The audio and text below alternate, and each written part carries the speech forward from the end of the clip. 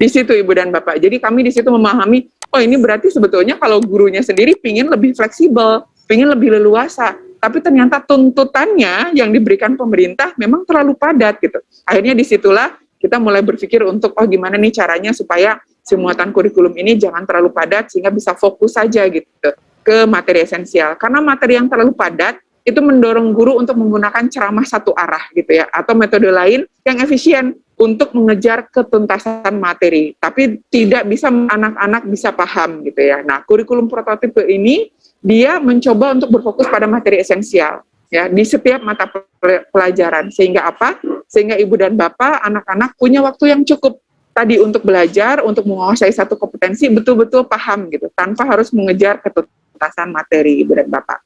Gitu ya. Nah, ini tadi contohnya gitu ya. Bagaimana kalau ini kan KD-KD gitu ya, begitu banyak, begitu prescribe ya gitu, terinci sekali Ibu dan Bapak, seperti tadi saya sudah sampaikan, di kurikulum darurat ini kita menyederhanakan KD sampai 75%. Banyak sekali yang kita sederhanakan, karena ternyata KD-KD kita ini banyak yang mengulang gitu Ibu dan Bapak ya. Ada satu kompetensi seperti misal bahasa Indonesia di kosakata, ternyata dia tercakup di 4 KD. Padahal kita bisa pakai cukup 1 KD aja, pembelajarannya bisa lebih mendalam, materinya bisa dikurangi, gitu Ibu dan Bapak. Nah, sehingga di kurikulum prototipe, kita buat seperti ini. Ya, jadi fokus ke yang esensial. Nah, cara untuk mencapai yang esensial ini, silahkan ditentukan oleh satuan pendidikan dan guru. Ya, ini selanjutnya, ini fleksibilitas perancangan kurikulum sekolah, seperti yang tadi sudah saya sampaikan ya, di struktur kurikulum. Jadi kalau kerangka kurikulum saat ini mengunci pembelajarannya per tahun, ya karena tadi ada KD-KD gitu ya. Kalau kurikulum prototipe ini tujuan pembelajarannya per fase, bisa sampai 2 sampai 3 tahun. Kemudian struktur kurikulum mengunci jam pelajarannya per minggu. Kalau saat ini, kalau di kurikulum prototipe menetapkan jam pelajarannya per tahun supaya sekolah bisa berinovasi seperti yang Mas Fauzi tadi sampaikan. Menu-menunya sekolah yang menentukan sendiri, disesuaikan dengan kapasitas resource yang dimiliki sekolah, ya disesuaikan dengan kebutuhan peserta didik. Nah, ini contoh ya, yang tadi alternatif seperti ini. Nah, ini adalah karakteristik kurikulum di setiap jenjang. Ini adalah slide terakhir ya. Jadi tadi untuk menjawab yang Bu Happy, kalau di PAUD, Ibu Happy ya, dan Ibu dan Bapak lain yang mengajar di PAUD ya, kegiatan bermain, jadi di kurikulum prototipe ini by design kita berusaha untuk mengarahkan guru untuk melakukan kegiatan bermain ya, untuk melakukan kegiatan pembelajaran dengan menjadikan kegiatan bermain sebagai proses pembelajaran yang utama. Sebetulnya di kurikulum 2013 juga sudah begitu gitu ya. Tapi mungkin karena tadi balik lagi kemuatan kurikulumnya gitu yang sedemikian rupa sehingga masih ada gitu ya drilling dan lain sebagainya. Nah, sekarang di CP Pondasi itu hanya ada 3 elemen untuk PAUD supaya apa, sehingga nanti pembelajarannya ini bisa seperti ini, Bu Happy. Kemudian di PAUD, penguatan literasi dini dan penanaman karakter melalui kegiatan bermain belajar berbasis buku bacaan anak. Kami banyak menyediakan alternatif modul belajar gitu ya, modul ajar yang nanti penggunaan pembelajarannya berbasis buku bacaan anak. Kemudian di fase fondasi itu juga ditujukan untuk meningkatkan kesiapan bersekolah. Jadi menyusun CP-nya ini para tim ini sama-sama. Kalau dulu mungkin kita masih ada isu ya antara TK dengan kelas 1, di TK nggak dibelajarin baca tulis, di kelas 1 belajar bahasa Indonesianya udah langsung kayak anak bisa baca dan tulis. Nah, kalau sekarang itu sudah dibikin lebih smooth, Ibu dan Bapak, transisi dari PAUD ke fase A ya di kelas 1 dan kelas 2. Kemudian yang berikutnya di PAUD, pembelajaran berbasis proyek yang tadi ya, kalau di SD dan SMP sampai SMA, SMK, dan SLB itu dia di luar intra. Kalau di PAUD ini terintegrasi dengan kegiatan pembelajaran sehari-hari dan juga dilakukan melalui kegiatan perayaan hari besar dan perayaan tradisi lokal. Itu karakteristik umum di PAUD. Nah, kalau di SD, Ibu dan Bapak, penguatan kompetensi yang mendasar dan pemahaman holistik, ada upaya ini dengan cara apa? Jadi kalau sekarang mungkin tematik gitu ya di SD, nanti di kurikulum prototipe tidak wajib tematik. Tapi kalau mau tematik silahkan Ibu dan Bapak. Tapi tematik pun tidak hanya di SD. Kalau SMP, SMA mau tematik silahkan juga Ibu dan Bapak.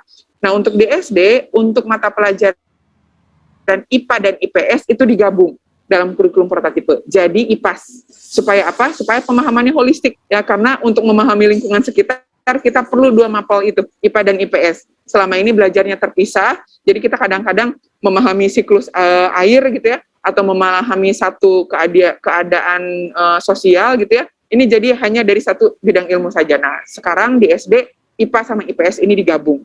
Kemudian yang berikutnya ada integrasi computational thinking dalam mata pelajaran bahasa Indonesia, matematika, dan IPAS, Ibu dan Bapak.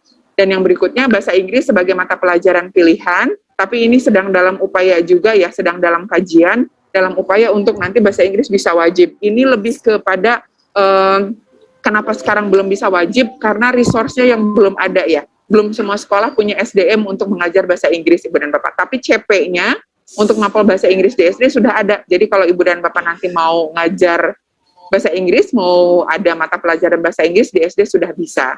Kemudian kalau untuk project di SD, ini minimal 2 kali dalam 1 tahun atau 2 tema, gitu ya Ibu dan Bapak. Ini untuk SD.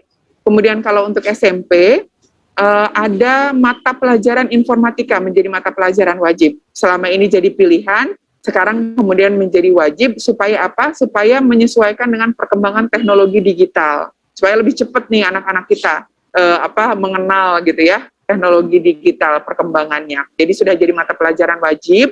Kemudian panduannya untuk guru informatika ini disiapkan untuk membantu guru-guru pemula, sehingga tidak perlu khawatir kalau misal Ibu dan Bapak belum punya guru informatika yang background-nya pendidikan informatika, masih bisa gitu ya melakukan pembelajaran ini gitu, karena ada panduannya untuk guru pemula. Kemudian kalau untuk proyeknya ini minimal 3 kali dalam 1 tahun. Nah untuk SMA, tadi di chat ada yang nanya bagaimana peminatan di SMA.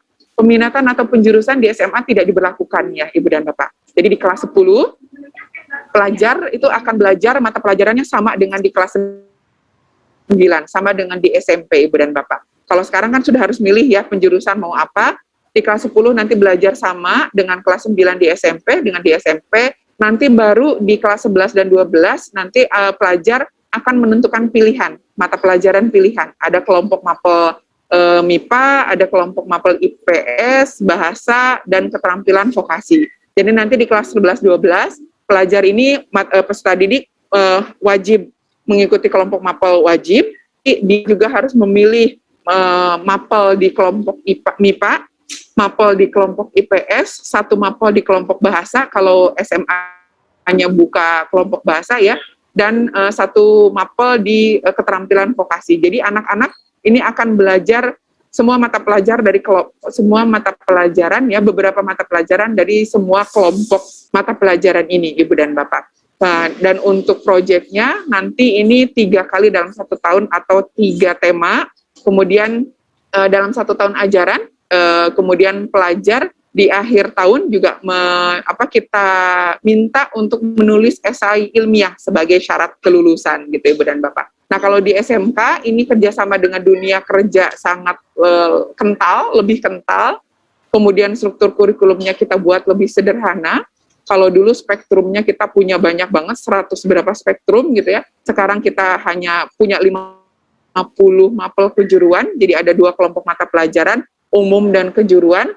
Persentase kelompok kejuruan meningkat dari 60% ya menjadi 70%. Kemudian ada penerapan pembelajaran berbasis proyek dengan mengintegrasikan mata pelajaran terkait, ada PKL, kemudian ada juga ini proyek penguatan profil pelajar Pancasila, ditambah kalau SMK ada budaya kerja, jadi dia ada 9 tema. Kalau SLB juga sama, SLB ini ada CP khusus untuk anak-anak pendidikan khusus ya, tapi CP ini hanya diperuntukkan untuk anak-anak yang punya hambatan intelektual. Jadi kalau anak-anak SLB, dia hanya punya ketunaan secara fisik, tapi bisa belajar normal, tidak punya hambatan intelektual, belajarnya pakai CP yang reguler, Ibu dan Bapak. Jadi tidak dengan CP yang pendidikan khusus gitu. Kalau nanti dia punya hambatan intelektual, baru dengan CP pendidikan khusus. Anak-anak kita yang di sekolah reguler, kalau dia punya hambatan intelektual, dia pun bisa menggunakan CP pendidikan khusus, gitu ya Ibu dan Bapak. Jadi ini adalah